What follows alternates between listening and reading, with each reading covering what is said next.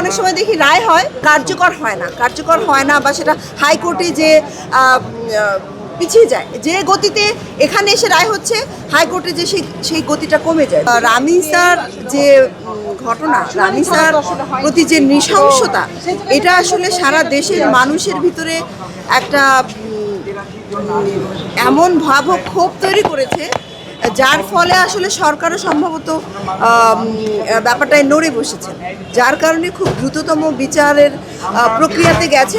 কিন্তু আমরা সাথে এই কথাও বলতে চাই, আপনারা ধনঞ্জয় কেসটার কথা জানেন হয়তো, তো সেই ক্ষেত্রে আমাদের দাবি যে দ্রুততম সময়ে বিচার না, আমরা চাই বিচারিক প্রক্রিয়া মেনে বিচার হবে, তাতে ন্যায় বিচার ব্যাহত হওয়ার সম্ভাবনা কমে যায়। তো আমরা চাই ন্যায় বিচার হোক এবং যে রায় হবে, আজকে রায় হচ্ছে, সেই রায়টা যেন বাস্তবায়ন হয়।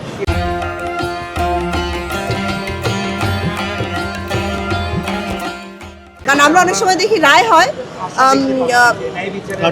কার্যকর হয় না বা সেটা হাইকোর্টে যে পিছিয়ে যায়, যে গতিতে এখানে এসে রায় হচ্ছে হাইকোর্টে যে সেই গতিটা কমে যায়। তো আমাদের দাবি হচ্ছে যে রায় হোক না কেন, সেটা যেন কার্যকর হয়, বাস্তবায়ন। এই বিষয়ে আমি কিছু বলতে পারবো না, কারণ হচ্ছে এইটার সাথে জড়িত যে সকল মানুষ আছেন ওনারাই বের করবেন যে আসলে উনি কি উদ্দেশ্যে কেন বলেছেন।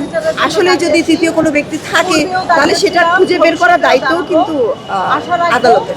যে যারা আছেন মানে এই প্রক্রিয়ার সাথে যুক্ত, আইনি প্রক্রিয়ার সাথে যুক্ত যারা আছেন, তারাই খুঁজে বের করবে যে আরো একজন, দুইজন, তিনজন কেউ আছে কিনা, বা কে আসলে প্রকৃত অপরাধী খুঁজে বের করার দায়িত্ব কিন্তু মানে আদালতের।